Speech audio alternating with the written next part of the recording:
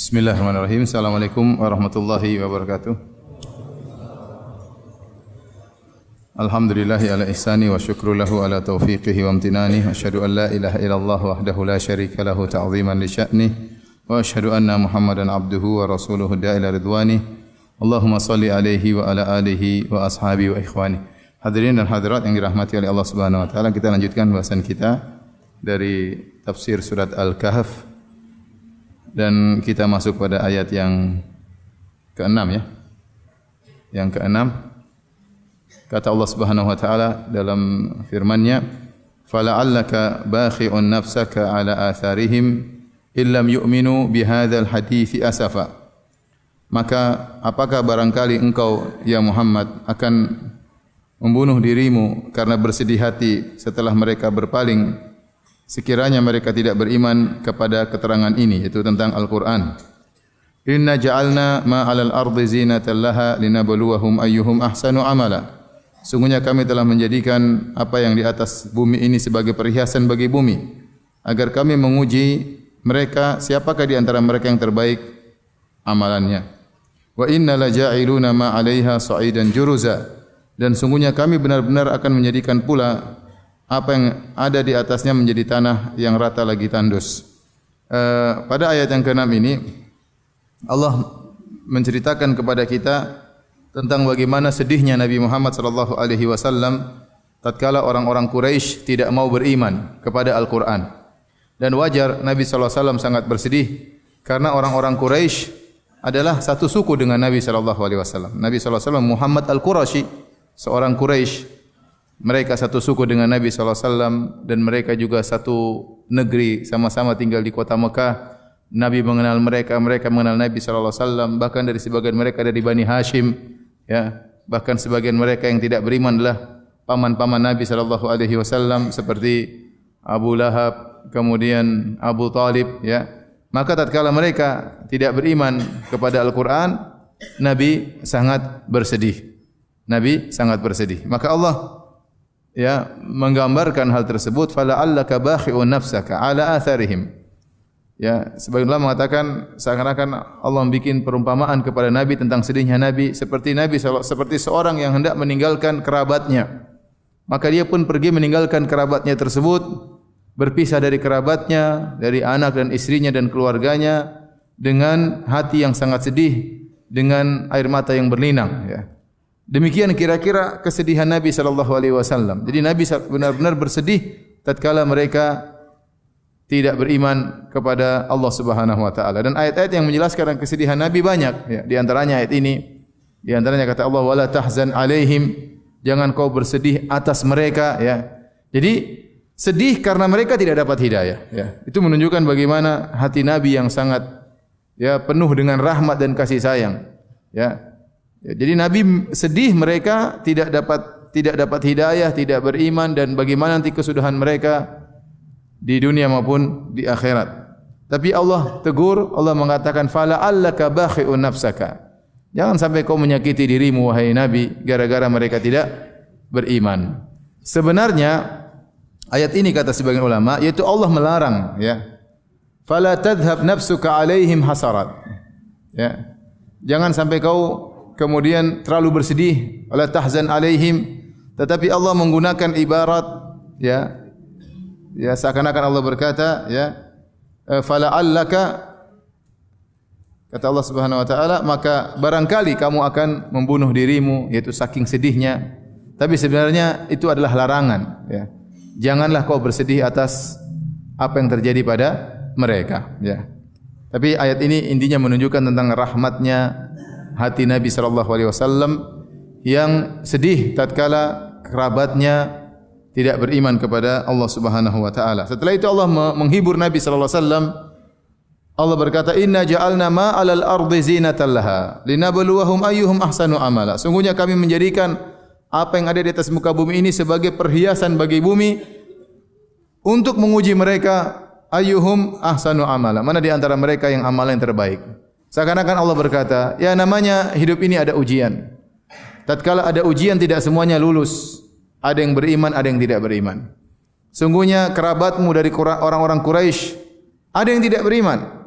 dan akan juga ada yang apa? Beriman. Ini hiburan bagi Nabi sallallahu alaihi wasallam. Karena Nabi sedih lihat mereka, tapi Allah hibur bahwasanya ada yang beriman juga selain mereka yang kufur, ada yang juga beriman kepada Allah Subhanahu wa taala. Ayat yang ketujuh menjelaskan bahwasanya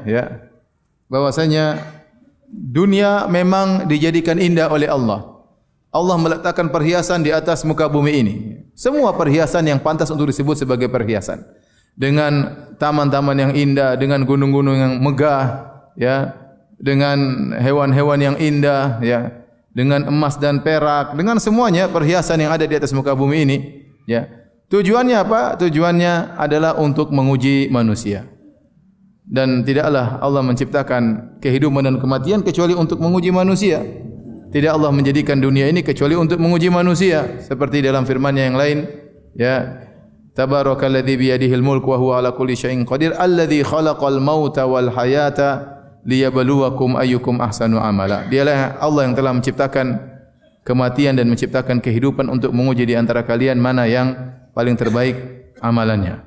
Wa huwa alladzi khalaqas samawati wal arda fi sittati ayyamin wa kana arsyu 'alal ma liyabluwakum ayyukum ahsanu amala. Kata Allah Subhanahu wa taala, dialah Allah yang telah menciptakan langit dan bumi, ya, dalam waktu 6 masa, dan tatkala itu arsy Allah sudah berada di atas air.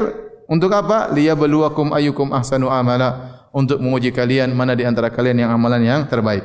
Jadi ayat-ayat seperti ini mengingatkan kepada kita bahwasanya dunia ini memang ujian, ya. Kita diciptakan di atas muka bumi ini untuk diuji. Dan dalam ujian tersebut ada yang lulus dan ada yang gagal.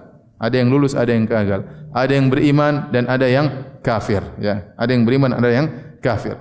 Namun Allah ingatkan, janganlah kalian terpedaya dengan keindahan dunia tersebut, perhiasan dunia tersebut. Kenapa? Wa inna laja'iluna ma 'alaiha sa'idan juruza. Dan sungguhnya kami akan menjadikan apa yang di atas muka bumi itu menjadi sa'id. Sa'id itu adalah tanah yang tandus, yang datar, namanya sa'id. Kemudian juruza, yaitu tidak ada tumbuhan sama sekali. Ini Allah menggambarkan bahwasanya dunia yang indah yang kau lihat sekarang ini, yang penuh dengan kemewahan, yang kata Nabi SAW, inna dunya hulwatun khadirah. Sungguhnya dunia itu adalah manis dan hijau. Manis untuk dirasakan, hijau untuk dipandang, dan begitulah. Dan demikianlah sifat dunia. Tapi itu semua akan sirna. Akan sirna, dan ayat-ayat seperti juga banyak, ya. Wadrib lahum mathalal hayatid dunya kama in anzalnahu minas sama. Ya, seperti dalam ayat yang lain Allah mengatakan, berilah perumpamaan kepada mereka tentang dunia, bahwasanya dunia itu seperti air hujan yang kami turunkan, kemudian menumbuhkan tumbuhan, kemudian tumbuhan tersebut tiba-tiba menjadi kuning, kemudian rusak, kemudian hilang. Itulah kehidupan dunia, ya. Ya, kehidupan dunia seperti tumbuhan yang hijau, dipandang enak, perhiasan, tetapi suatu saat akan sirna. Makanya Allah mengatakan, inna laja'iluna ma 'alaiha sa'idan juruza. Kami akan menjadikan semua yang ada di atas muka bumi itu menjadi bumi yang datar, ya, kemudian kering dan tidak ada tumbuhan sama sekali. Makanya dalam sebagian ayat Allah menamakan dunia dengan zahratal hayatid dunya. Wala tamuddanna 'ainaika ila ma mata'na bihim min azwajin, ya, zahratal hayatid dunya linaftinahum fih. Dalam surah Thaha kata Allah Subhanahu wa taala, janganlah kau, ya, tujukan pandanganmu kepada kenikmatan-kenikmatan dunia yang kami berikan kepada mereka. Zahratal hayatid dunya, mawar kehidupan dunia. Linaftinahum fi, sungguhnya kami menjadikan kenikmatan tersebut untuk menguji mereka. Allah menamakan dunia dengan zahrah. Zahrah adalah mawar, dan kita tahu mawar itu indah, ya, dipandang indah, dicium harum, itulah kehidupan dunia. Tetapi dia sangat mudah layu. Dia sangat mudah apa? Layu. Kalau kita petik bunga mawar, hanya sebentar tiba-tiba kemudian dia layu dan rusak, dan demikianlah kehidupan dunia. Tidak kekal. Dia faniyah, kehidupan yang fana. Dia faniyah zailah, akan hilang. Oleh karenanya Allah ingatkan, ya, wahai Muhammad, kami ciptakan keindahan di atas muka bumi ini sebagai ujian. Ada yang beriman dan ada yang tidak beriman, ada yang bagus amalannya dan ada yang buruk amalannya. Namun ingat, seluruh keindahan dunia ini akan sirna dan akan hilang. Ini hadirin hadirat yang dirahmati Allah Subhanahu wa taala, peringatan bagi kita bahwasanya kita memang diciptakan di atas muka bumi ini adalah untuk apa? Diuji. Dan jangan terpedaya dengan dunia. Orang yang memandang dunia secara zahirnya, maka dia akan terpedaya. Inna dunya hulwatun khadirah. Kata Nabi, dunia itu manis dan hijau. Dia dipandang menyenangkan. Tatkala dia terpedaya dengan dunia, dia akan masukkan dunia dalam hatinya. Dia akan masukkan dunia dalam hatinya. Ya. Begitu dia benar-benar ya mencintai dunia sedalam-dalamnya, maka dia tidak mau meninggalkan dunia ini. Ya. Kalau dia meninggalkan dunia ini, dia akan menderita bukan karena dia takut dengan amal selama dia di dunia, tapi dia sedih karena dia harus meninggalkan dunia ini. Dia sedih karena harus meninggalkan dunia ini. Kalau orang beriman, terkadang tatkala meninggal sedih karena takut dengan hisab pada hari kiamat kelak. Tapi sebagian orang yang benar-benar tenggelam dengan dunia, yang dunia sudah merasuk dalam jiwa mereka, mereka meninggalkan dunia ketakutan bukan takut bertemu dengan Tuhan, tetapi karena mereka sedih harus meninggalkan kekayaan yang mereka telah kumpulkan selama ini. Benar-benar dunia sudah masuk dalam hati mereka, padahal Allah menamakan dunia dengan zahrah, dengan bunga mawar yang mudah layu dan mudah sirna. Ya, dunia seperti itu. Kalau bukan dunia yang sirna, kita yang sirna. Ya, kita umur berapa lama? Sekarang umur bertambah umur, kemudian semakin tua tiba-tiba kita meninggal dunia. Kemudian Allah ingatkan bahwasanya dijadikan perhiasan dunia, ya, dan isi dunia adalah untuk menguji. Kata Allah, linabluwahum ayyuhum ahsanu amala. Agar kami uji mana di antara mereka amalan yang terbaik. Ini sudah sering kita singgung bahwasanya yang jadi patokan oleh Allah Subhanahu wa taala bukan banyaknya amalan, tetapi al-jaudah, yaitu amal yang terbaik, amal yang berkualitas, itu yang ingin dilihat oleh Allah Subhanahu wa taala. Oleh karenanya terlalu banyak dalil tentang bagaimana amalan yang sedikit tetapi bernilai besar di sisi Allah Subhanahu wa taala. Bagaimana umur yang sedikit, usia yang sedikit namun sangat bernilai di sisi Allah Subhanahu wa taala. Nabi mengabarkan misalnya tentang Sa'ad bin Mu'adz radhiyallahu taala anhu yang ketika meninggal dunia ihtazza arsyur rahman li mauti Sa'ad bin Mu'adz. Sungguhnya arsy Allah bergetar karena meninggalnya Sa'ad bin Mu'adz. Padahal Sa'ad bin Mu'adz radhiyallahu anhu hanya Islam tidak sampai 7 atau 8 tahun, cuma sebentar. Masuk Islam kira-kira 2 tahun atau setahun sebelum Nabi berhijrah, kemudian meninggal tatkala tahun 5 Hijriah. Itu sekitar 6-7 tahun saja beliau menjalani Islam. Tetapi 6-7 tahun tersebut sudah cukup untuk membuat arsy Allah bergetar. Oleh karenanya tidak ada kata terlambat. Siapa yang sudah dapat hidayah meskipun di usia tua, tidak ada kata terlambat. Yang Allah lihat adalah kualitas amal anda. Makanya dalam satu hadis kata Nabi sallallahu alaihi wasallam, sabaqa dirhamun mi'ata alf dirham. 1 dirham bisa mengalahkan 100.000 dirham. Ya, 1 keping dirham bisa mengalahkan 100.000 dirham. Bagaimana?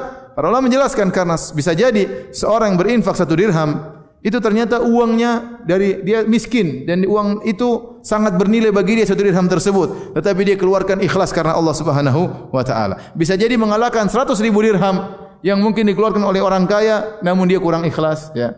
Maka yang Allah lihat kualitas amalan. Bukankah ada seorang wanita pezina yang kemudian dia sadar, ya Allah ampuni dosa-dosanya gara-gara memberikan minum kepada seekor apa? Seekor anjing. Kenapa? Kualitas dia tatkala memberi minum kepada seekor anjing, kualitas amalannya luar biasa. Kata Ibnu Qayyim, karena dia ikhlas luar biasa, ya, bagaimana dia menolong seekor anjing, hewan yang hina. Kemudian dia seorang wanita harus turun ke dalam sumur, mengambil air, dia lepaskan sepatunya untuk dia berhias, dia ambil untuk diisi air minum, kemudian dia berikan kepada anjing tersebut, dan dia tidak berharap anjing tersebut berkata jazakillah khairan. Tidak. Ya, tidak ada yang lihat dia melakukan hal tersebut. Menunjukkan kualitas amal dia luar biasa.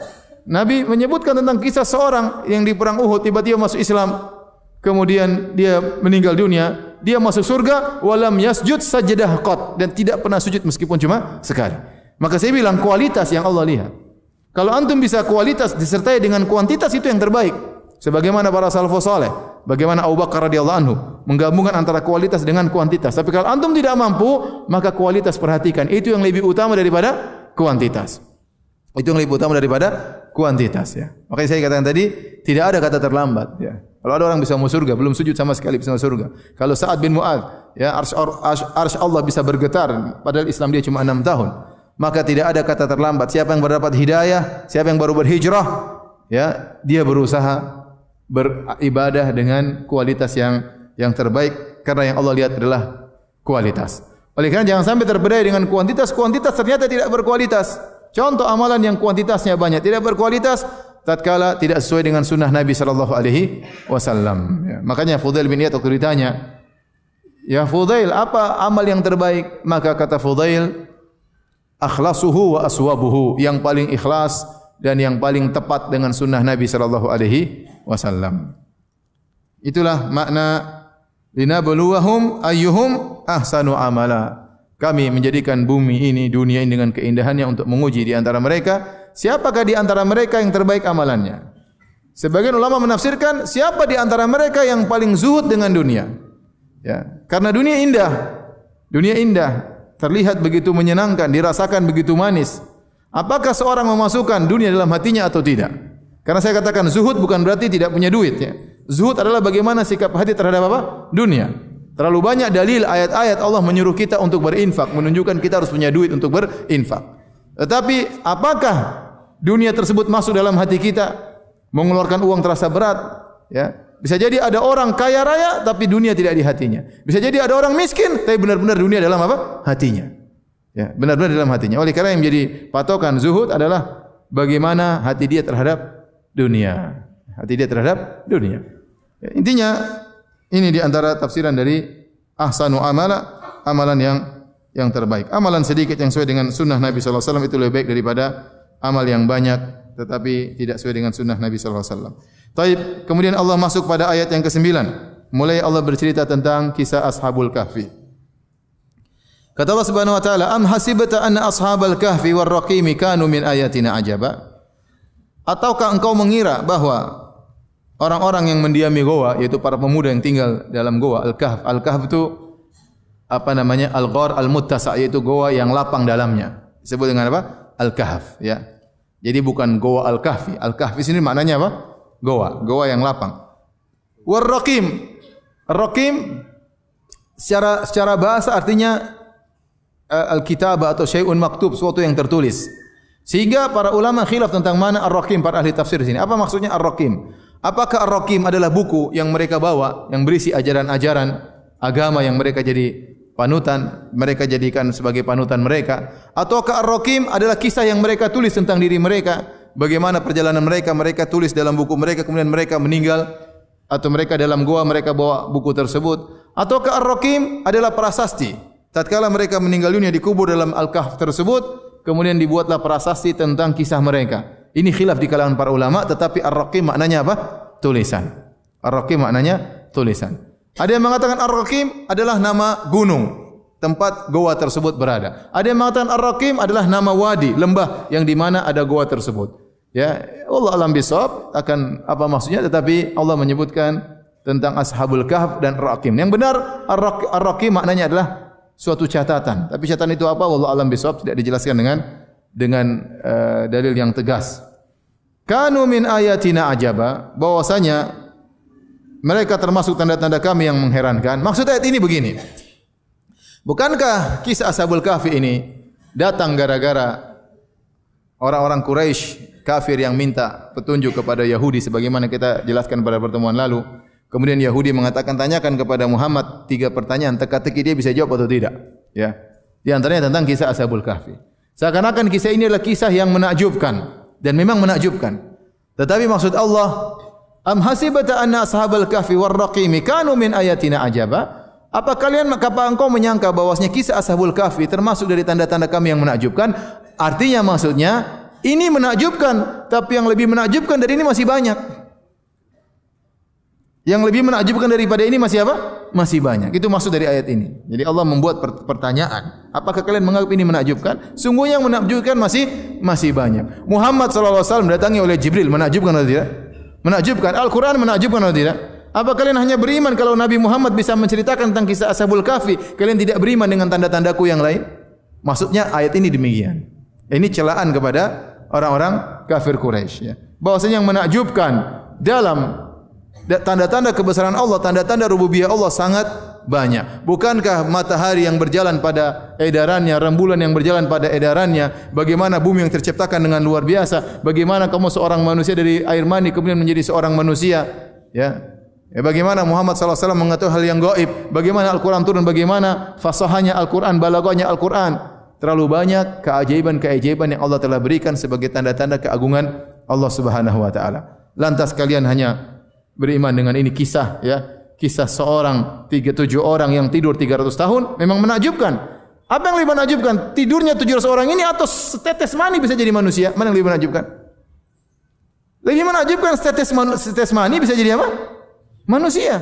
Setetes air mani tiba-tiba ada dagingnya, ada tulangnya, tiba-tiba jadi ente, gimana? Lebih mana menakjubkan? Lebih menakjubkan itu. Maka ini maksudnya turun ayat ini. Am hasibata anna ashabal kahfi war raqim kanu min ayatina ajaba? Apa kalian menyangka ini saja yang menakjubkan? Masih banyak yang apa? Menakjubkan. Tetapi Allah tetap ceritakan karena itu teka-teki yang diberikan Yahudi kepada siapa? Nabi sallallahu alaihi wasallam. Tes ya.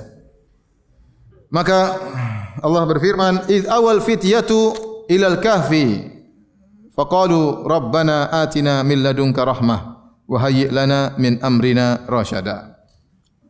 Kata Allah Subhanahu wa taala, tatkala sekelompok pemuda, al-fityah dalam ayat selanjutnya, innahum fityatun amanu bi rabbihim wazidnahum huda. Mereka adalah sekelompok pemuda. Al-fityah dalam bahasa Arab adalah jam'ul qillah. Jam'ul qillah itu adalah salah satu bentuk rumus wazan yang menunjukkan jumlah plural jamak tetapi kurang dari 10. Kurang dari apa? 10. Ya, Allah tatkala mengatakan al-fityah menunjukkan jumlah mereka kurang dari 10. Makanya dia mengatakan 5 atau 3 atau 7 ya. Allah alam yang benar mereka jumlahnya berapa orang? 7 orang. Tapi mereka sedikit. Mereka sedikit dan mereka masih sangat muda. Para pemuda. Ini menunjukkan bahwasanya mereka tidak banyak pengalaman dalam menghadapi permasalahan. Dan jumlah mereka juga cuma sedikit. Menunjukkan betapa ujian berat yang mereka hadapi. Ya, karena mereka berselisih dengan seluruh penduduk negeri. Bahkan rajanya mereka selisihi, semua pembesar-pembesar mereka selisihi. Satu kampung, satu negeri semua mereka selisihi. Sementara mereka masih sangat muda, pengalaman kurang dan jumlah mereka cuma apa? Sedikit. Maka tidak ada yang bisa menyelamatkan mereka kecuali Allah Subhanahu wa taala. Maka Allah mulai berkisah. Idz awal fityatu ilal kahfi. Tatkala sekelompok pemuda mereka bernaung di sebuah goa. Faqalu rabbana atina min ladunka rahmah. Mereka langsung berdoa kepada Allah tatkala mereka sampai di goa. Makanya menggunakan fa. Fa faqalu yaitu lalu. Begitu mereka sampai di goa mereka berdoa, Rabbana atina min ladunka rahmah. Ya Allah, berikanlah rahmat kepada kami dari sisimu. Wa hayyi' lana min amrina rasyada, dan siapkanlah bagi kami petunjuk dalam urusan kami ini. Artinya mereka menghadapi kesulitan. Siapkanlah perkara-perkara ya Allah, mudahkan kami agar kami menghadapi ujian ini. Maka Allah kabulkan permohonan mereka. Fadarabna ala adhanihim fil kahfi sinina adada. Maka mereka pun tidur. Jadi Allah siapkan goanya, Allah siapkan kondisi goanya. Allah siapkan mereka karena mereka berdoa kepada Allah. Kata Allah, "Fadarabna ala adhanihim." Allah pun tutup telinga mereka, dibuat tidak bisa mendengar. Ya karena kata para ulama, tidur itu sangat terganggu kalau ada suara yang berisik. Ya tidak? Suara berisik kita terbangun. Maka supaya tidurnya nyaman dan sangat nyaman, telinganya dibuat apa? Tidak mendengar. Dibuat tertutup. Allah tutup sehingga mereka tidak mendengar. Sinina adada. Dalam tahun yang banyak mereka tidur dalam goa tersebut. Thumma ba'athnahum lina'lama ayyul hisbaini ahsa lima labithu amada. Ini Allah ceritakan secara global. Nanti Allah rinci setelah ini. Kemudian kami bangkitkan mereka. Kami bangkitkan mereka. Artinya kami bangunkan mereka dari tidur mereka. Di sini kata para ulama, Allah menamakan membangunkan tidur dengan membangkitkan. Seakan-akan kebangkitan dari suatu kematian. Karena tidur secara bahasa juga disebut dengan kematian. Tidur disebut juga dengan kematian. Seperti firman Allah Subhanahu wa taala, "Wa huwal ladzi yatawaffakum bil laili wa ya'lamu ma jarahtum bin nahar." Dialah Allah yang mewafatkan kalian tatkala di malam hari dan mengetahui apa yang kalian lakukan di siang hari. Mewafatkan kalian di malam hari maksudnya apa? Menidurkan kalian. Allah menamakan kematian dengan apa? Wafat. Allah menamakan tidur dengan apa? Wafat. Makanya seperti firman Allah, "Ya Isa, inni mutawaffika wa rafi'uka ilayya." Wahai Isa, sungguhnya aku akan mewafatkanmu dengan mengangkat engkau ke langit. Ada khilaf di kalangan para ulama, maksudnya Allah mengatakan wahai Isa, aku mewafatkanmu. Apakah mewafat kamu nanti tatkala kamu turun di akhir zaman atau menidurkanmu kemudian aku angkat engkau di langit? Karena wafat bisa artinya meninggal, bisa artinya apa? Tidur, bisa artinya tidur. Seperti firman Allah juga, Allahu yatawaffal anfusa hina mautiha wallati lam tamut fi manamiha. Allah yang mewafatkan jiwa tatkala meninggal dunia dan juga mewafatkan orang yang tidak mati dalam tidurnya. Ya, orang yang tidur tidak mati Allah juga sebutkan Allah wafatkan dia. Tetapi kemudian Allah hidupkan, Allah bangkitkan kembali atau Allah bangunkan kembali. Intinya secara bahasa bahwasanya tidur disebut juga dengan apa? Wafat. Ya. Makanya tatkala kita bangun kita doanya apa? Alhamdulilladzi ahyana. Ya. Segala puji bagi Allah yang telah menghidupkan kita kembali. Ya. Seakan-akan kita baru wafat karena memang tidur itu wafat kecil ya. Wafat kecil. Wafat ya. Kemudian Allah menggunakan kata ba'atha membangkitkan, thumma ba'athnahum. Kemudian kami bangkitkan mereka lina'lama agar kami mengetahui. Thumma ba'athnahum kami bangkitkan mereka karena ini contoh kecil bahwasanya Allah bisa membuat hari kebangkitan. Ini orang ini tidur 300 tahun. Orang-orang ini 300 tahun dan bisa Allah bangkitkan. Demikian juga orang yang tidur ribuan tahun yang sudah jadi tulang belulang Allah juga bisa ya membangkitkan mereka. Ini salah satu tanda atau bukti dari Allah bahwasanya hari kebangkitan mudah bagi Allah. Allah kasih bukti kecil. Contohnya ini, orang tidur 300 tahun yang secara logika harusnya tidak mungkin umur 300 tahun, ternyata dia tidur dalam kondisi normal dan bisa dihidupkan kembali oleh Allah Subhanahu wa taala. Maka demikian juga hari kebangkitan juga bisa Allah lakukan. Kata Allah, Allah bangkitkan mereka dari tidur mereka setelah tidur 300 tahun lina alama agar kami mengetahui. Ayul hizbaini ahsa lima labithu amada. Siapa di antara dua kelompok tersebut yang lebih tepat dalam menghitung berapa lama mereka tidur dalam goa? Allah sebutkan dalam ayat ini ada dua kelompok yang berselisih berapa lama mereka tidur. Ada yang mengatakan perselisihan dua kelompok tersebut maksudnya kelompok Ashabul Kahfi yang tidur dengan orang-orang di luar Ashabul Kahfi. Mereka ada berselisih. Ada yang mengatakan bahwasanya yang berselisih tersebut adalah kelompok di luar Ashabul Kahfi yang ribut. Berapa sih mereka tidur ribut di antara mereka? Maka Allah ingin tunjukkan yang benar yang mana. Ada yang mengatakan Ashabul Kahfi itu sendiri yang mereka berdebat. Karena nanti kita sebutkan tatkala mereka bangun, ada yang mengatakan kita tidur berapa lama? Paling sehari atau setengah hari. Satunya mengatakan Allah yang lebih tahu. Berarti ada perselisihan. Tapi Allah bangkitkan mereka dari tidur mereka untuk diketahui mana yang lebih tepat dalam menghitung berapa lama mereka tidur dalam goa. Allah mengatakan lina lama agar kami mengetahui. Tapi saya tanya antum, apakah sebelum kejadian ini Allah tidak tahu? Apakah Allah baru tahu kalau setelah mereka bangkit? Jawabannya Allah sudah tahu sebelumnya karena Allah yang mentakdirkan segalanya. Tetapi lina lama di sini maksudnya agar kami mengetahui kejadian secara wujud. Karena ilmu Allah yang sebelumnya tentang akan terjadi berbeda dengan ilmu Allah setelah terjadi. Ya. Saya bilang, misalnya saya mengatakan saya rencana akan makan sate pada malam hari ini. Saya sudah rencanakan dan saya tahu saya akan makan sate. Ketika saya makan, bukankah itu sesuatu yang berbeda? Pengetahuan saya tentang saya akan makan dengan tatkala setelah saya makan beda enggak? Dua hal yang berbeda atau tidak? Dua hal yang berbeda. Yang pertama, mengetahui tentang akan makan dan yang kedua pengetahuan setelah apa? Setelah makan. Paham maksudnya? Atau antum enggak paham? Maksudnya Allah mengetahui mereka ini bakalan tidur berapa tahun? 300 tahun. Tapi mereka kan belum tidur, ya tak? Mereka belum tidur dan mereka belum dibangkitkan. Allah sudah tahu dan Allah rencanakan, Allah sudah takdirkan semua. Tapi agar Allah tahu maksudnya ilmu tatkala mereka sudah terjadi.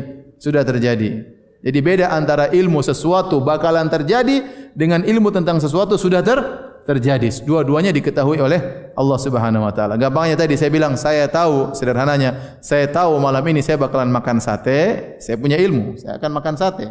Ya, meskipun kau tidak tahu, tapi di benak saya pilihan saya sate, misalnya. Dan ilmu setelah saya makan sate, ilmu lain berarti saya sekarang benar-benar apa? Makan. Ya, ilmu saya tentang saya makan sate ada dua model. Ilmu bahwasanya saya makan sate dan ilmu bahwasanya saya telah makan sate. Paham? Sama ya, sudahlah, enggak usah diulang lagi. Nanti malah enggak bingung. Karena kalau saya bikin contoh dengan apel mungkin enggak bingung, agak bingung. Kalau sate insyaallah bingung. Allah enggak ngerti. Baik. Kita lanjutkan. Lina'lam bukan berarti Allah tidak tahu sebelumnya, tapi ini ilmu setelah terjadi. Ayul hisbaini ahsa lima labithu amada, mana di antara dua golongan yang berselisih yang lebih tepat tentang berapa lama mereka tidur di goa. Mulailah Allah ceritakan sekarang secara detail. Nahnu naqussu alaika, kamilah yang akan menceritakan kepada engkau naba'ahum, tentang kisah mereka wahai Muhammad, bil haq, dan cerita kami yang benar. Allah mengatakan nahnu, tidak ada yang ceritakan kepada engkau wahai Muhammad. Tidak ada pendeta Yahudi ceritakan kepada engkau, tidak ada jin ceritakan sama engkau, tidak ada malaikat ceritakan kepada engkau. Nahnu naqussu, kami yang cerita.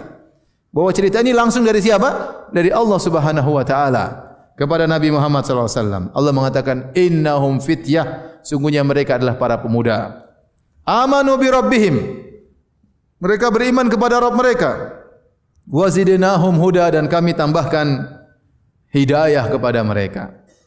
Jadi mereka ini ternyata sekelompok pemuda yang mereka beriman. Ibnu Katsir rahimahullah waktu menafsirkan ayat ini, innahum fityatun, sungguhnya mereka para pemuda. Beliau mengatakan rahimahullahu taala bahwasanya demikianlah para pemuda. Mereka mudah untuk menerima dakwah karena mereka tidak terikat dengan tradisi yang lama yang menyimpang.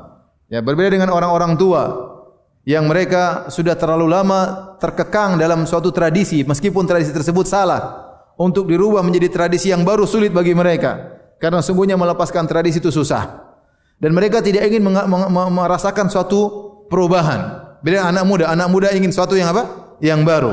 Sehingga kalau ada dakwah Nabi Muhammad SAW yang baru, anak muda mudah terima.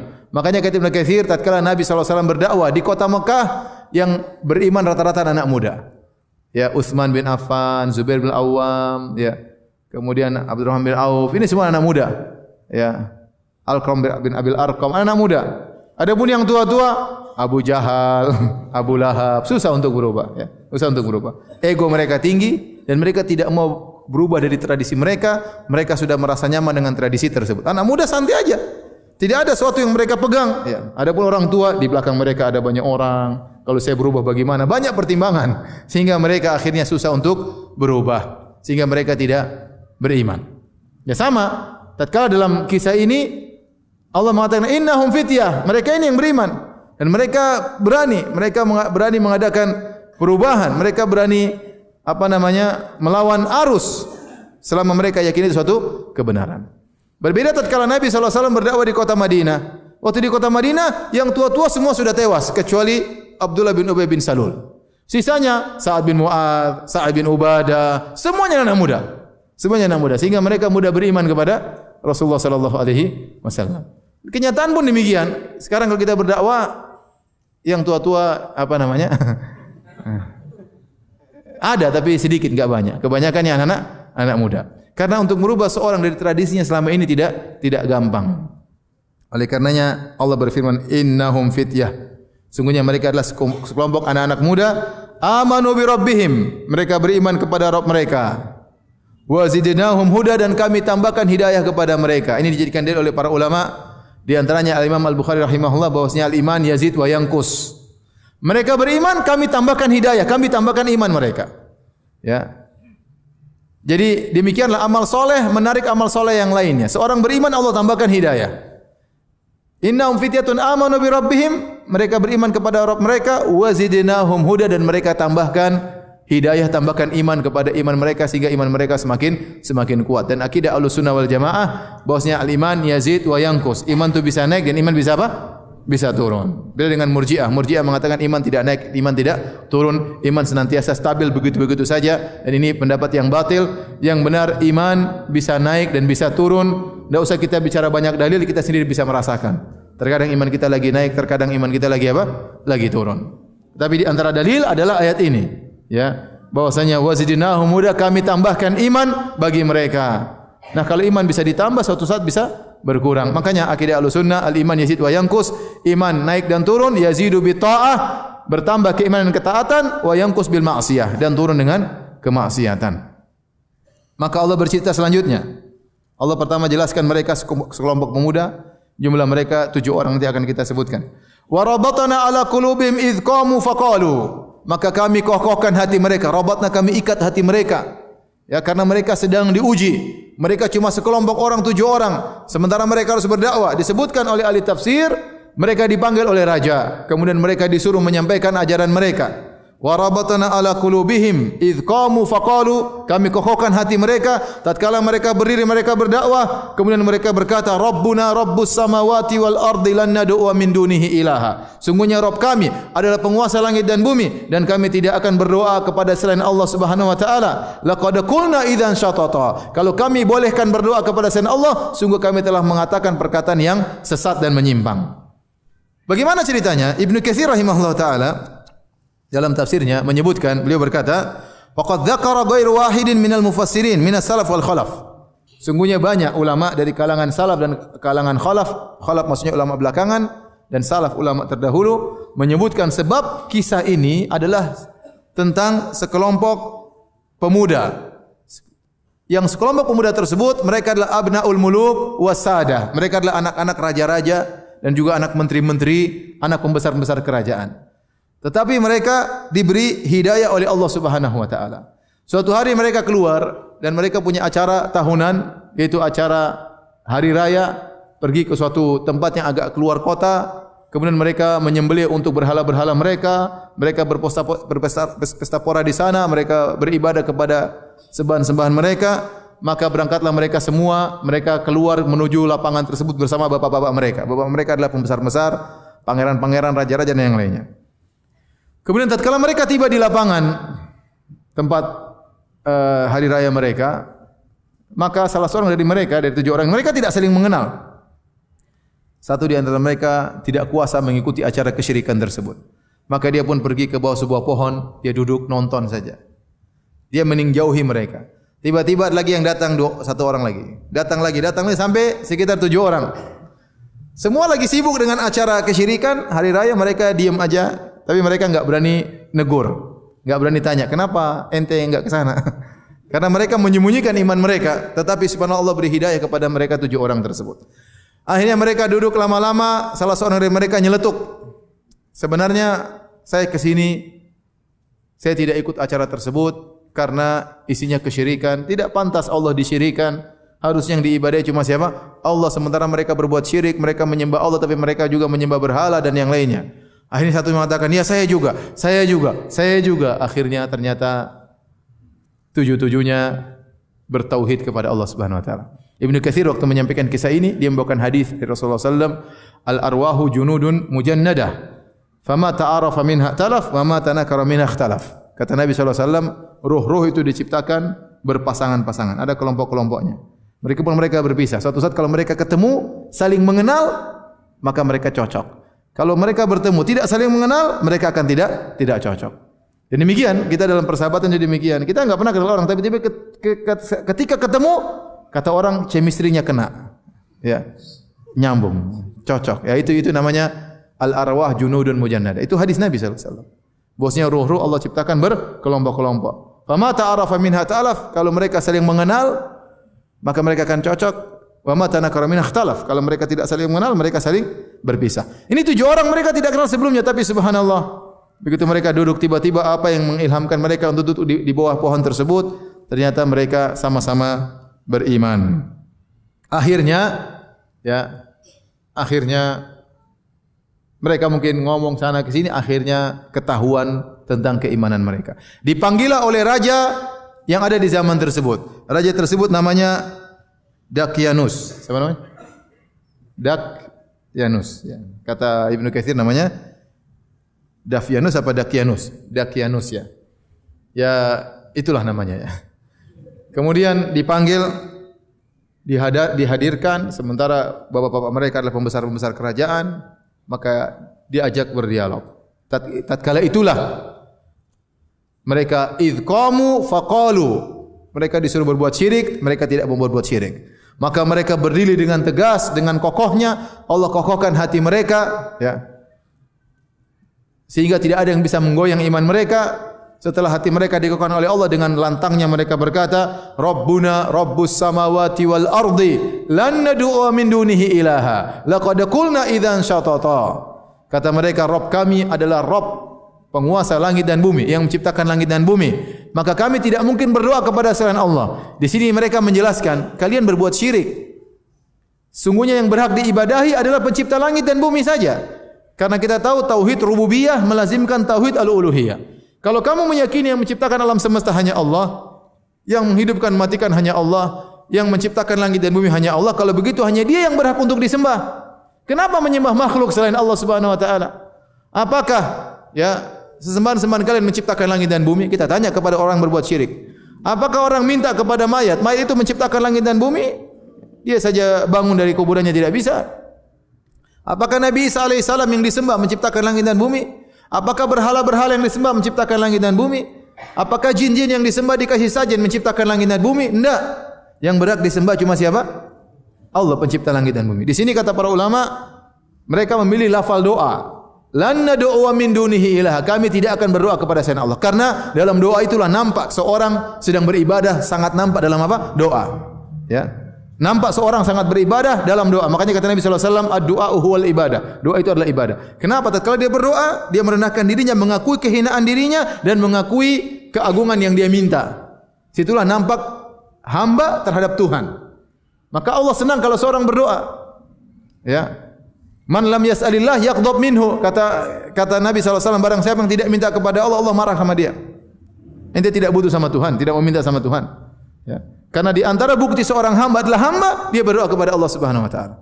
Ya, makanya kalau seorang berdoa itu ibadah yang sangat agung. Nah, kalau seorang kemudian menunjukkan hal ini kepada mayat, kepada nabi, ya ini perkara yang sangat mengerikan. Syirik yang paling syirik. Makanya kata Allah Subhanahu wa taala, "Wa man adallu mimma yad'u min dunillah." Dan siapa yang lebih sesat daripada orang yang berdoa kepada selain Allah? Syirik yang paling sesat adalah syirik berdoa kepada selain Allah. Syirik banyak, ada syirik menyembelih kepada selain Allah, ada syirik pakai jimat, ada syirik percaya dukun, tapi syirik yang paling parah adalah berdoa kepada selain Allah. Kenapa? Hakikatnya karena dalam doa itulah nampak seorang hamba kepada apa? Tuhannya.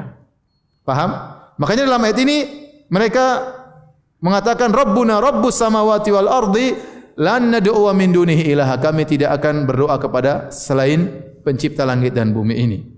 Laqad qulna idzan syatata. Kalau kami membolehkan berdoa kepada selain Allah, kami minta kepada selain Allah, maka sungguh kami telah jauh dari kebenaran, kami telah menyimpang dan sesat. Kata mereka, haula'i qaumun attakhadhu min dunihi aliha. Laula ya'tuna 'alaihim bisultanin bayyin faman azlamu mimman iftara 'ala Allahi kadhiba. Kata mereka, kaum kami ini telah menjadikan selain Allah sebagai tuhan-tuhan. Ini isyarat bahwasanya kaumnya juga menyembah Allah, tapi mereka berbuat syirik. Mereka menyembah Allah, tapi mereka mengambil selain Allah sebagai apa? Tuhan-tuhan. Ya. Laula ya'tuna 'alaihim bisultanin bayyin. Coba mereka datangkan, ya, bahwasanya tuhan-tuhan tersebut berhak disembah. Mana dalilnya? Mana sultannya?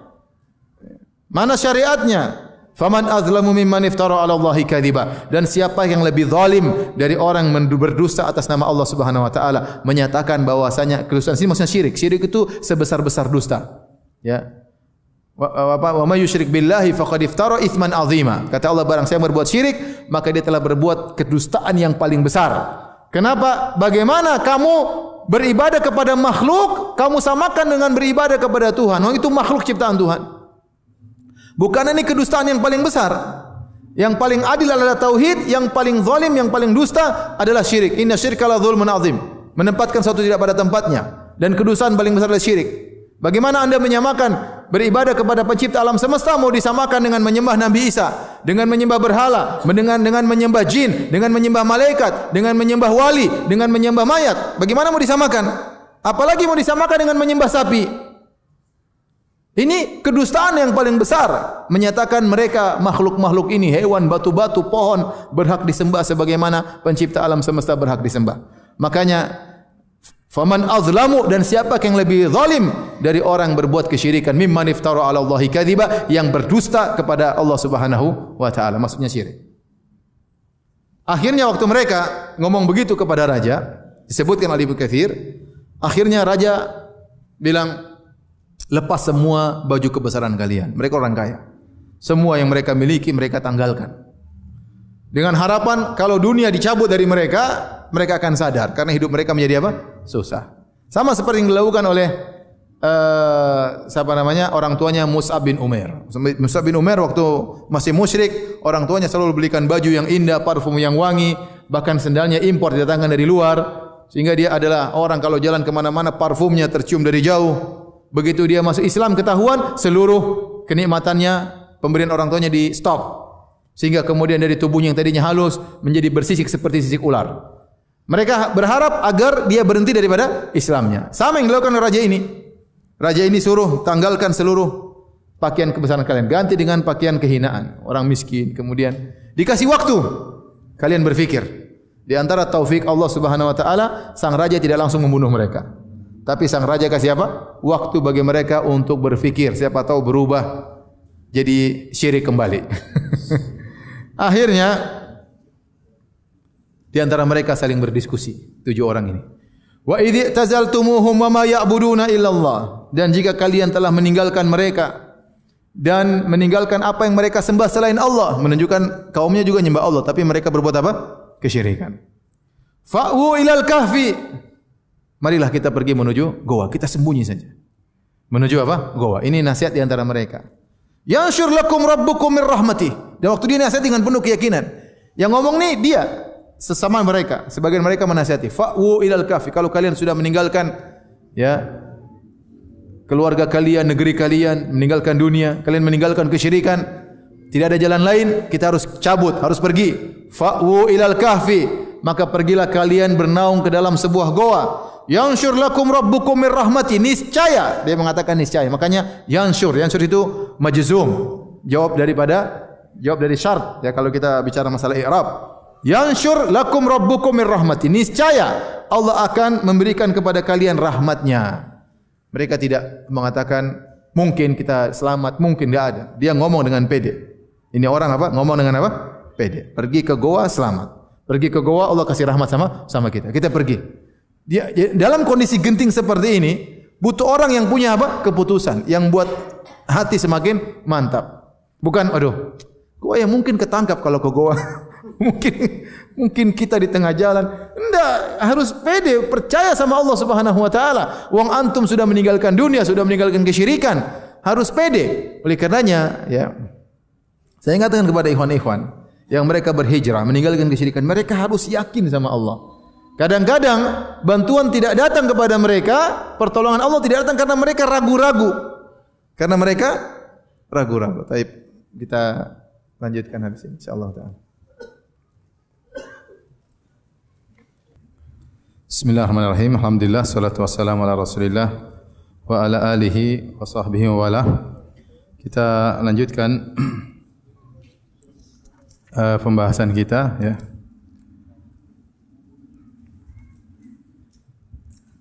Allah Subhanahu wa taala berfirman tentang perkataan sebagian mereka dari pemuda tersebut menasihati yang lainnya dengan berkata, fa'u ilal kahfi yanshur lakum rabbukum mir rahmatih wa yuhayyi' lakum min amrikum mirfaqa. Maka hendaknya kalian pergi menuju goa ya. Niscaya Tuhanmu, Tuhan kalian akan melimpahkan sebagian rahmatnya kepada kalian dan menyediakan suatu yang berguna bagimu dalam urusan kalian. Mirfaqa yaitu suatu yang bermanfaat ya bagi kalian. Yang jelas pergilah ke goa, niscaya akan disiapkan oleh Allah Subhanahu wa taala berupa rahmat dari Allah Subhanahu wa taala dan juga diberi prasarana atau persiapan yang Allah akan berikan kepada kalian. Hadirin dan hadirat yang dirahmati Allah Subhanahu wa taala, akhirnya mereka pergi ke goa. Ya, disebutkan para ulama khilaf, mereka ini Ashabul Kahfi ini hidup di zaman siapa? Ya. Sebagian ulama berpendapat mereka ini adalah pengikut Nabi Isa alaihissalam yang di atas tauhid. Artinya mereka hidup di zaman tahun-tahun Masehi, yaitu setelah Masehi, setelah lahirnya Nabi Isa alaihissalam dan kemudian setelah dakwahnya Nabi Isa alaihissalam. Sebagian ulama berpendapat tidak, mereka hidup sebelum zaman Nabi Isa alaihissalam. Oleh karenanya orang-orang Yahudi punya perhatian terhadap kisah Ashabul Kahfi. Seandainya ini terjadi di zaman Nabi Isa, sementara orang-orang Yahudi tidak mengakui kenabian Nabi Isa alaihissalam. Tentu mereka tidak akan perhatian terhadap 7 atau kisah 7 orang Ashabul Kahfi ini. Intinya Allah alam bisawab, jelas mereka dari kalangan Bani Israel, tetapi di zaman mana tidak ada yang bisa memastikan, ya. Kemudian berangkatlah mereka menuju ke goa. Kemudian kata Allah Subhanahu wa taala, "Wa tara syamsa idza tala'at tazawaru an kahfihim dzatal yamin." Jadi benar-benar Allah siapkan goa tersebut, ya. Allah mengatakan, "Yanshur lakum rabbukum mir rahmatih." Bahwasanya Rabb kalian akan memberikan rahmat kepada kalian. Meskipun goa tersebut adalah tempat yang kecil, tidak besar, tetapi kalau Allah kasih rahmat, mereka akan nyaman di situ. Ya. Oleh karena saya ingatkan bahwasanya kenyamanan bukan berarti harus rumah besar. Benar, di antara kebahagiaan kata Nabi sallallahu alaihi wasallam, arba'atun minas sa'adah, di antara 4 perkara yang merupakan kebahagiaan, baitun wasi', rumah yang luas. Tapi tidak mesti luasnya rumah mendatangkan kebahagiaan. Nabi sallallahu alaihi wasallam juga rumahnya tidak luas, ya. Rasulullah SAW rumahnya cuma paling berapa? 4 kali 6 atau 4 kali 7, ya. Tidak luas, ya, tetapi kebahagiaan di situ. Mereka Ashabul Kahfi di sebuah goa yang tentunya goa seluas-luasnya seluas apa sih? Tidak akan luas banget. Mereka apalagi bertujuh di situ. Tetapi Allah menurunkan rahmatnya kepada mereka. Maka saya akan sebagian ikhwan, kalau ternyata rumah mereka sempit, yang penting antum bertakwa kepada Allah. Meskipun rumah sempit, kalau bertakwa kepada Allah, Allah akan berikan rahmatnya, akan berikan kebahagiaan. Meskipun rumah besar, tetapi tidak bertakwa kepada Allah, maka tidak ada rahmat dalam rumah yang demikian. Kau akan melihat wa tara syamsa idza tala'at tazawaru an kafim dzatal yamin. Kau akan melihat matahari ketika terbit condong dari gua mereka ke sebelah kanan, yaitu lari ke sebelah kanan. Matahari tidak masuk ke dalam gua tersebut, cahaya matahari. Wa idza gharabat taqriduhum dzatas shimal. Kalau matahari tersebut terbenam, maka akan menjauhi dari sebelah kiri. Wa hum fi fajwatin min. Sementara mereka berada dalam ruangan dalam gua tersebut. Dzalika min ayatillah. Ini merupakan tanda-tanda kebesaran Allah Subhanahu wa taala. May yahdillahu fahuwal muhtad. Barang siapa diberi petunjuk oleh Allah, maka dia telah mendapat petunjuk. Wa may yudlil falan tajida lahu waliyyan mursyida. Maka barang siapa yang disesatkan oleh Allah Subhanahu wa taala, maka tidak seorang pun yang bisa memberi petunjuk kepadanya. Maka Allah mulai bercerita tentang keajaiban-keajaiban yang Allah adakan dalam goa tersebut. Jadi mereka masuk goa tentu dalam kondisi takut, ya, lari dari kejaran raja dan anak buahnya. Mereka cuma anak muda, ya, menyelisih satu negeri, semuanya menyelisih mereka. Mereka masuk dalam gua, kemudian mereka tidur, ya. Tapi subhanallah, Allah bikin mereka nyenyak. Tidurlah mereka dalam gua tersebut. Kemudian gua tersebut Allah jaga. Allah sebutkan wa tara syamsa idza tala'at tazawwaru an kafihim. Kalau matahari terbit, maka sinarnya lari ke sebelah kanan gua mereka, ya. Tidak masuk sinar tersebut. Kalau matahari terbenam, maka sinarnya lari ke sebelah kiri gua tersebut. Maka dalam menafsirkan ayat ini ada beberapa pendapat di kalangan para ulama. Ada yang mengatakan ini mulut gua ini menghadap ke utara. Mulut gua ini menghadap ke utara, ya. Sehingga kalau matahari terbit, ya, maka sinarnya tidak akan masuk ke gua tapi condong ke lari ke arah kanan, ya. Kalau matahari tenggelam di sebelah barat, ya, maka sinarnya akan lari ke sebelah kiri, sehingga mestinya mulut goa tersebut menghadap ke utara. Ibnu Katsir mengatakan seharusnya mulut goanya menghadap ke timur laut, ya. Timur laut itu antara utara dengan timur. Ini salah satu metode para ulama ingin membahas bagaimana sinar tersebut menyilang, tidak membelok, tidak masuk ke dalam goa. Sebenarnya ulama berpendapat enggak. Sebenarnya sinar matahari masuk seperti wajar mulut goa. Sinar matahari masuk terbit sebelah timur, sinar matahari masuk. Tapi tatkala sudah mau masuk di mulut goa, Allah miringkan sinarnya. Jadi belok ke mana? Ke kanan. Dan itulah kenapa Allah mengatakan dzalika min ayatillah. Ini adalah keajaiban Allah Subhanahu wa taala. Jadi bukan suatu yang alami, tetapi Allah bikin. Dan ini pendapat yang lebih kuat.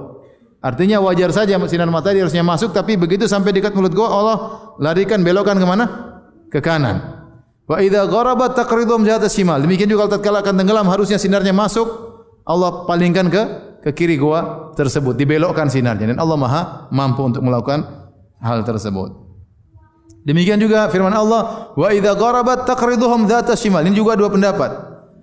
Ada yang mengatakan taqrid dari maknanya kalau matahari terbenam, maka sinar matahari termiringkan ke arah kiri sehingga tidak masuk dalam gua, sebagaimana tafsiran pertama. Tafsiran kedua, taqrid, qard artinya mikrat artinya dipotong, ya, dipotong. Jadi ada sebagian cahaya yang dipotong oleh Allah dimasukkan.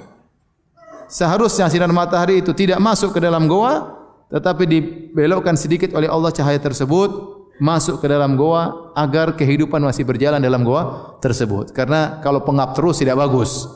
Maka Allah kasih sedikit cahaya tatkala akan terbenam. Ini semua ya khilaf di kata para ahli tafsir, tapi Allah ingin menyatakan dalam ayat ini dzalika min ayatillah. Ini termasuk dari ya tanda-tanda kebesaran Allah Subhanahu wa taala. Entah bagaimana tafsiran yang benar, tapi itulah dua tafsiran di kalangan para ulama. Ada yang mengatakan sinar tidak masuk sama sekali karena dibelokkan oleh Allah. Yang mengatakan tatkala terbenam sebagian sinar masuk agar menjaga ya kesegaran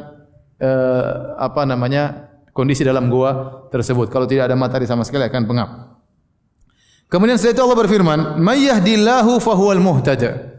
Barang siapa yang diberi petunjuk, maka dialah yang mendapat petunjuk. Kata para ulama, ini ayat, di ujung ayat ini bantahan terhadap orang-orang Qadariyah. Wa may yudlil falan tajid lahu waliyan mursyida. Barang siapa yang disesatkan, maka tidak ada yang bisa beri petunjuk kepadanya. Artinya apa? Para ulama mengatakan, 7 orang ini dapat hidayah. Siapa yang kasih hidayah? Allah Subhanahu wa taala.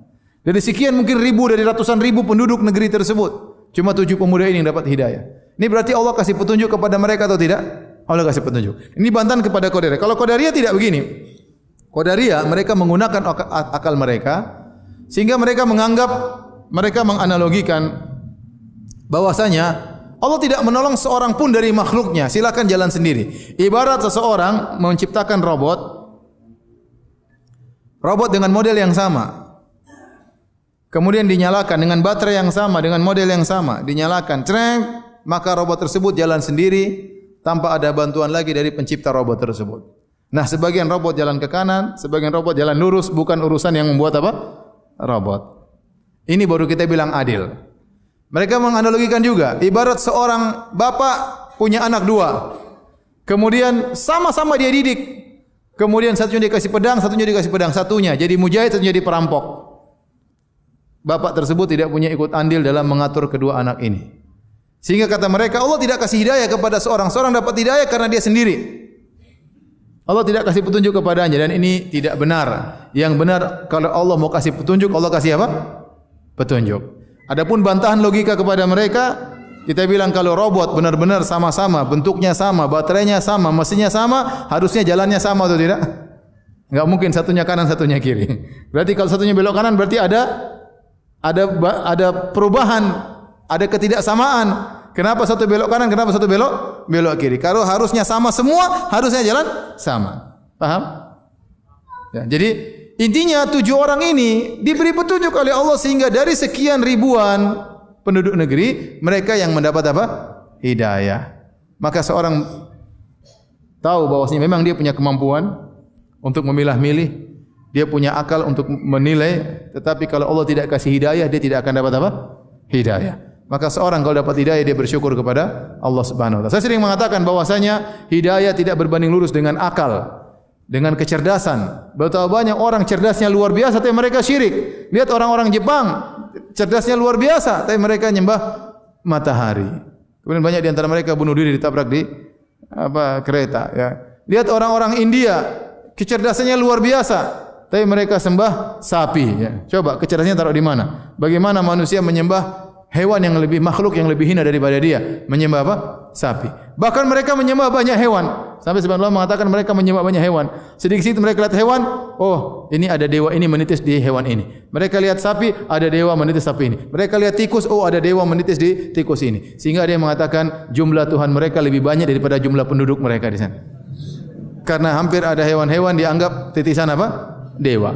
Akal taruh di mana? Akal taruh di mana? Bagaimana lihat orang sebagian kaum muslimin pergi ke kuburan minta kepada penghuni kubur. Coba akalnya taruh di mana? Ini mayat sudah enggak bisa apa-apa. Logika apa yang buat Anda minta kepada dia?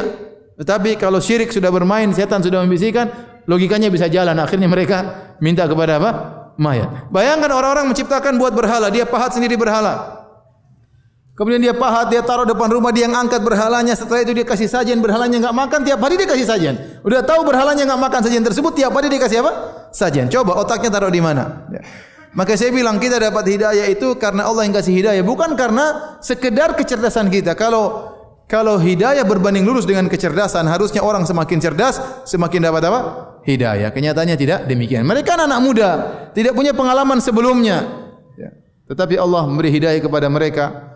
Dan ini bantahan terhadap orang-orang Qadariyah yang mengatakan seorang dapat petunjuk tanpa diberi petunjuk oleh Allah Subhanahu wa taala yang sekedar memilih sendiri. May yahdillahu fahuwal muhtad.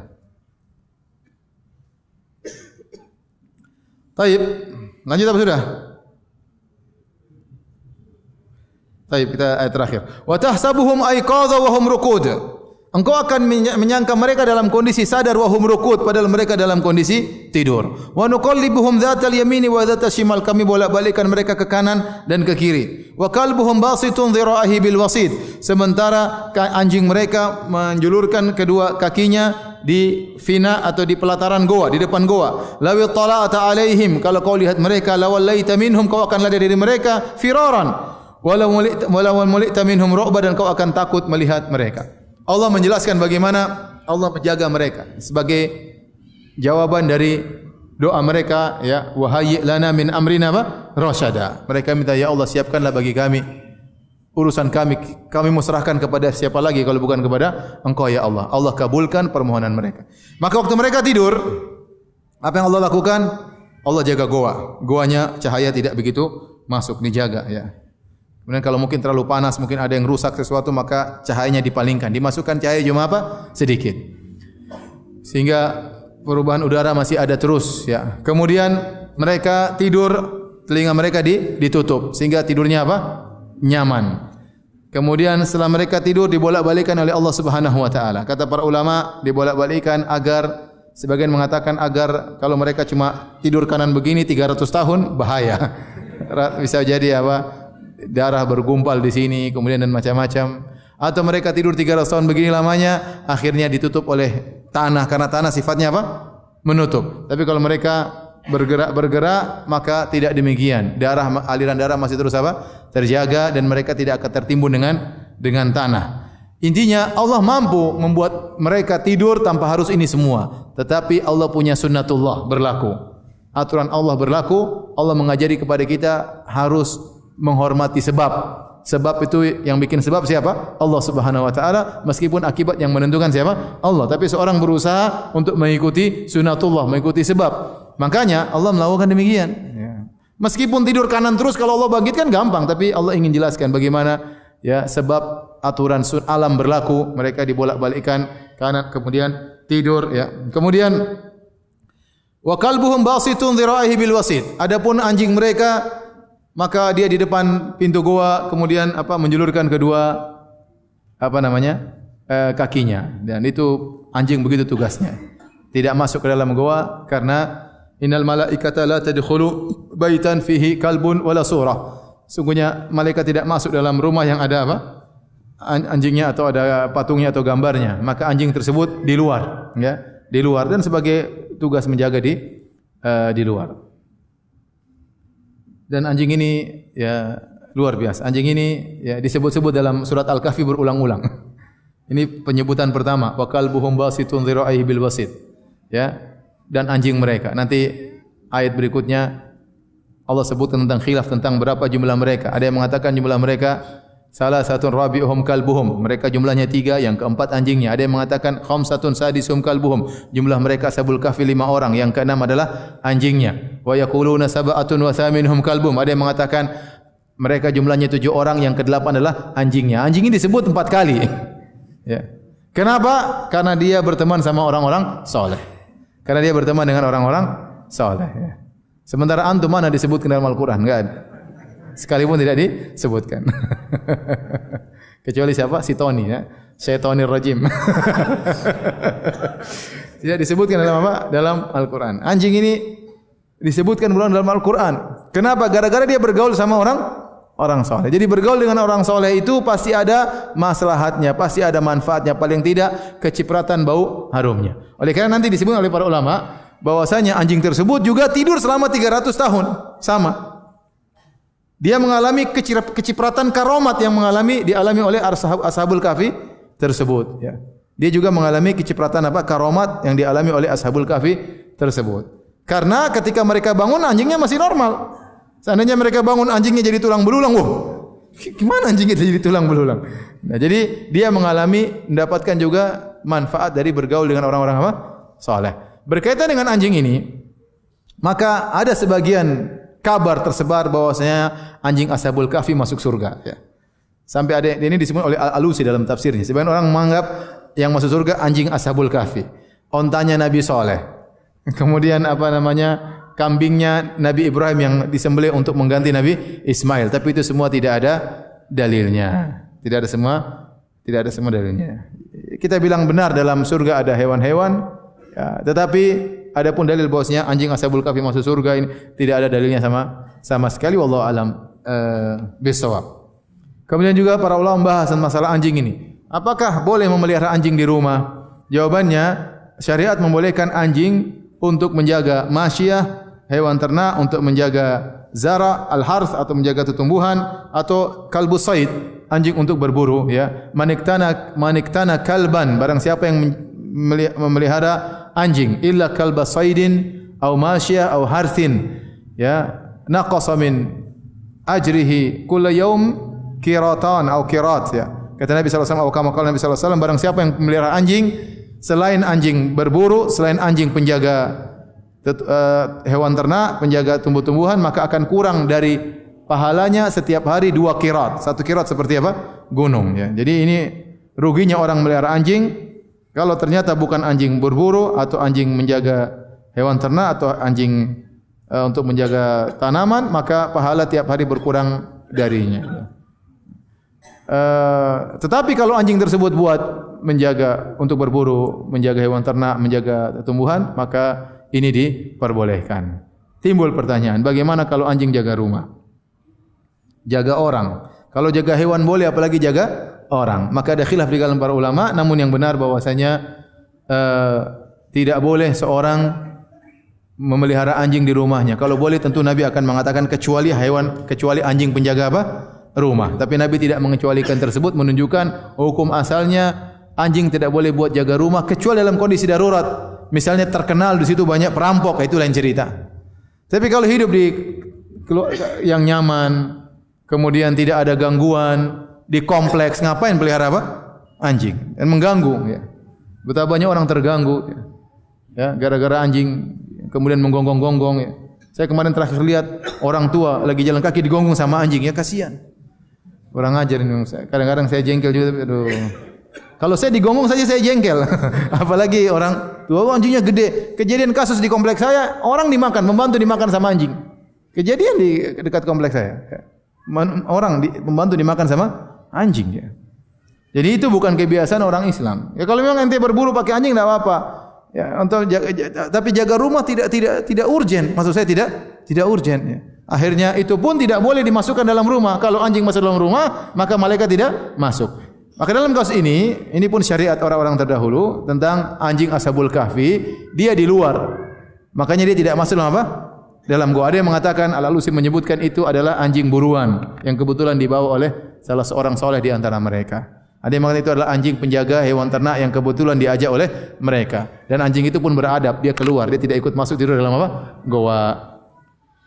Intinya sampai di sini saja kajian kita. Insyaallah kita lanjutkan lagi pekan depan. Tidak ada tanya jawab. Subhanakallah bihamdik, asyhadu an la ilaha illa anta, astaghfiruka wa atubu ilaik. Assalamualaikum warahmatullahi wabarakatuh.